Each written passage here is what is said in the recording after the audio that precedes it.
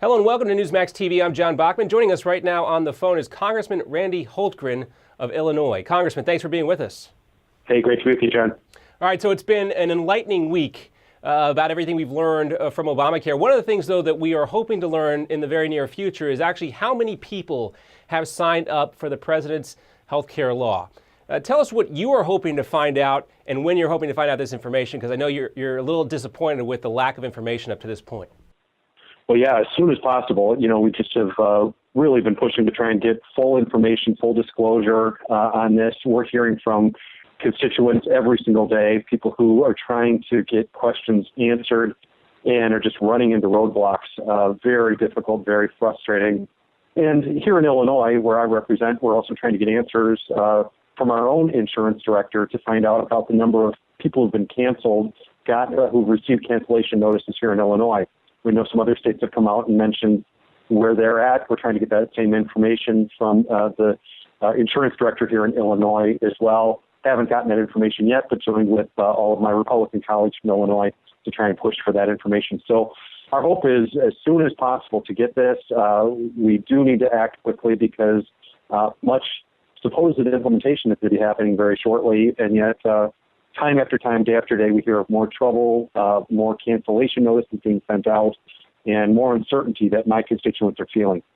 Well, despite the president's promises over the last 3 years that people would be able to keep their insurance plans, we're learning that millions of folks are not going to, in fact, be able to keep their insurance plan. That number is really high. Is it higher than you thought?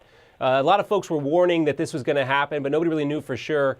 But is this number that we're seeing so far, which is I think upwards of 3 million people now across the country that are going to lose their insurance, is that higher than you had anticipated? It is. I mean, I had no idea it would be this. I really thought, again, like you said, that there'd be some people who'd lose their insurance or not be able to see their doctor. But to see how pervasive this is and how I still think that number is going to go higher, certainly not go lower.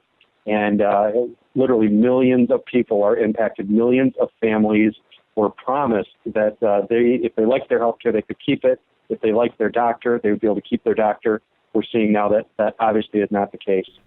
One thing I wanted to talk to you about is I know there's going to be this continued push, especially from the House of Representatives, to try and repeal Obamacare or get a delay at least. And there now seems to be some new support perhaps for that in the Senate with the 15 or so Democrats who are facing tough re-election challenges in 2014. Do you think that this has reached the tipping point now where there might be enough support for in both houses of Congress to get at least some sort of delay here?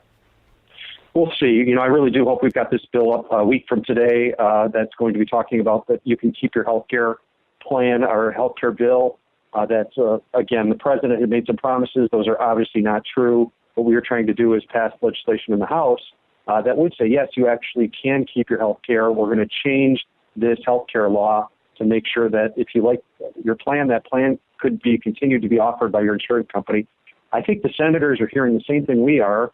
And what frustrates me is some of these same ideas are ideas that we passed over just a month or so ago to the Senate, and they didn't even have the respect for the House or for the issue or for our constituents to be able to discuss it and debate it, but instead tabled these ideas of delaying, of getting questions answered. They tabled it without any discussion, and now many of these same senators who voted against even consideration of some of this legislation the House passed over now are seeing, wait a minute, maybe we need to do something, because they're hearing from thousands and thousands of their constituents as well who are being told that they are being canceled and that they no longer can see the doctor that they want to see. Now, Congressman, one more question I want to ask you, and this is on a completely different topic, but as I'm sure you know, the Illinois legislature this week passed gay marriage rights, and that's expected to be signed by the governor of Illinois as well. And the Senate also passed some workplace legislation which prevents discrimination based on sexual orientation. This is expected to die in the House, but where do you see this debate, especially since your state seems to be moving towards favoring gay marriage? Well, we'll have to see. It sounds like states are taking this up kind of one at a time. It's frustrating to me, again, this was done in a veto session, not a normal session of the Illinois legislature. It was kind of rushed through, pushed through in this veto session here. I really don't know. To me, interesting where we didn't define marriage. Marriage has been defined literally thousands of years before now. And yet to think we can change that definition, I feel strongly that a traditional marriage is important, and we need to respect that and encourage that as something that is very positive and very helpful.